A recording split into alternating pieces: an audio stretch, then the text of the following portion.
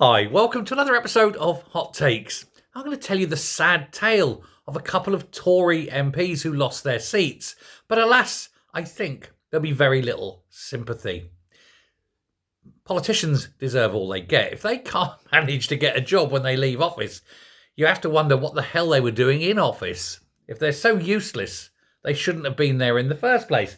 But, there's two that we're going to look at. Sir Charles Walker, he was a Tory MP. He got voted out the last election.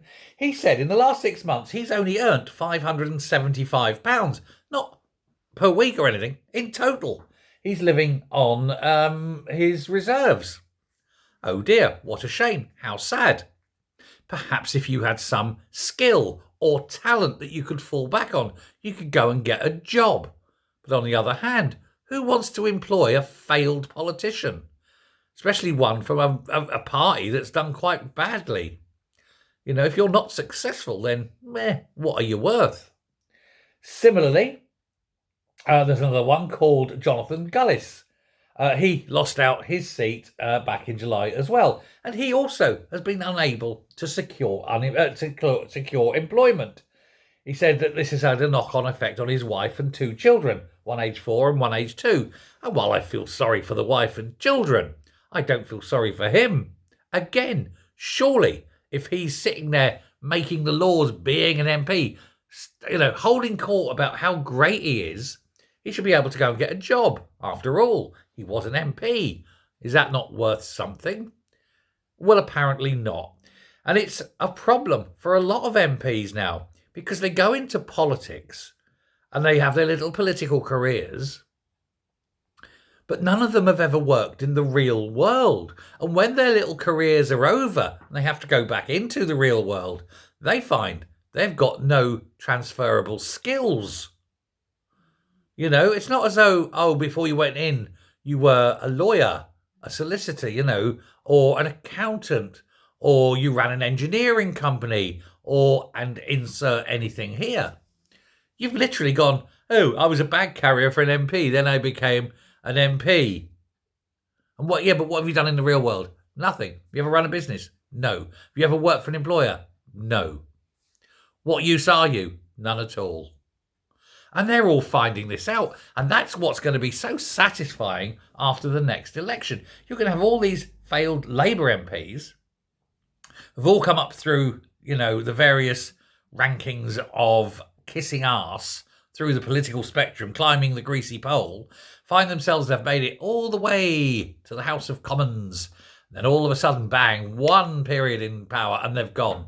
And they won't have a clue what to do. They have no skills. They've got no job. What are they going to do? Unemployment beckons. And that's why I've got no sympathy whatsoever for any MP who loses their job and then says, I can't get a job. Well, of course you can't. You're useless. You offer nothing. You have no value.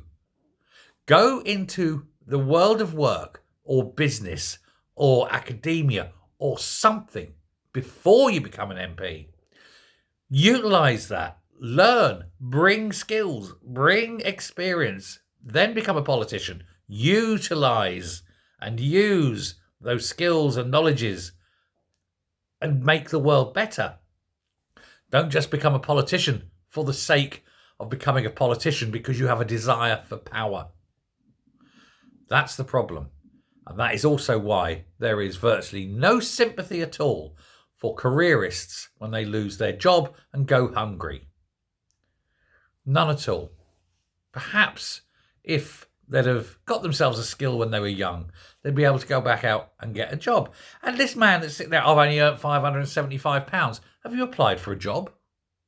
Have you gone and worked in a shop, McDonald's, anywhere? Maybe you can go into a warehouse, do a bit of packing, drive a fork truck, who knows?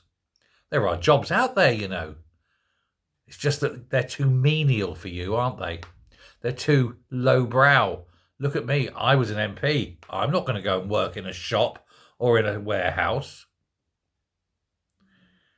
That's the problem with these people. They really are firmly up their own arse, which makes a change because normally they're up someone else's. So he can be up two arses at the same time. But there we go. So no sympathy at all. Screw them. Screw every one of them. Thanks a lot. Let me know what you think. Bye.